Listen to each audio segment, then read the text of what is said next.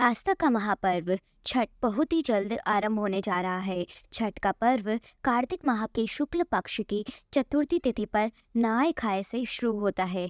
पंचमी को खरना, षष्ठी को डूबते सूर्य को अर्घ और सप्तमी को उगते सूर्य को जल अर्पित कर व्रत संपन्न किया जाता है। 4 दिन चलने वाला यह पर्व सूर्य और छठी मैया की पूजा के लिए किया जाता है। इस दिन रखा जाने वाला व्रत बेहद कठिन माना जाता है, क्योंकि इस व्रत को 36 घंटों तक कठिन नियमों का पालन करते हुए रखा जाता है। यह व्रत छठ पर्व की पूजा 17 नवंबर 2023 से हो रही है, जिसका समापन 20 नवंबर को होगा।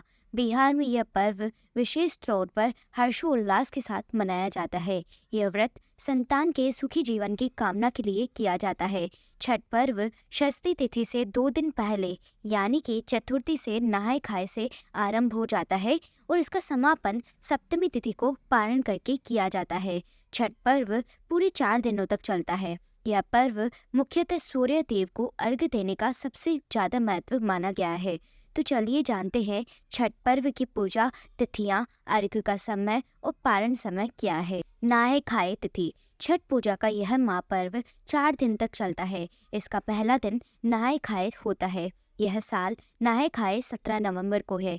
इस दिन सूर्योदय 6:45 पर होगा और सूर्यास्त शाम 5:27 पर होगा। बता दें कि छठ पूजा की नहाय खाए परंपरा में व्रती नदी से स्नान के बाद नए वस्त्र धारण कर शाकाहारी भोजन ग्रहण करते हैं। इस दिन व्रती के भोजन ग्रहण करने के बाद ही घर के बाकी सदस्य भोजन ग्रहण करते हैं। खरना तिथि। खरना छठ पूजा का दूसरा दिन होता है। इस साल खरना 18 नवंबर को है। इस दिन का सूर्योदय सुबह 6:46 पे और सूर्यास्त शाम को 5:26 पे होगा। खरना के दिन व्रती एक समय मीठा भोजन करते हैं। इस दिन गुड़ से बनी चावल की खीर खाई जाती है। इस प्रसाद को मिट्टी के नए चूल्हे पर आम की लकड़ी के साथ बनाया जाता है। इस प्रसाद को खाने के बाद व्रत शुरू हो जाता है। इस दिन नमक नहीं खाया जाता है।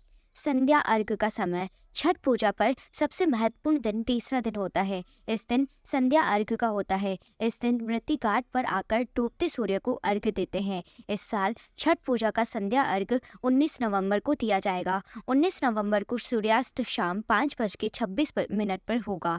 इस दिन टोकरी में फलों, ठेकुरा, चावल के लड्डू आदि अर्घ्य के सूप को सजाया जाता है। इसके बाद नदी या तालाब में कमर तक पानी में रहकर अर्घ्य दिया जाता है। चौथा दिन यानी कि सप्तमी तिथि छठ महापर्व का अंतिम दिन होता है। इस दिन उगते सूर्य को अर्घ्य देने के बाद व्रत का पारण होता है। इस साल 20 नवंबर को उगते सूर्य को अर्घ्य दिया जाता है। इस दिन सूर्योदय सुबह 6:47 पर होगा। इसके बाद ही 36 घंटों का यह व्रत समाप्त होता है। अर्घ्य देने के बाद व्रती प्रसाद का सेवन करके व्रत का पालन कर सकती है।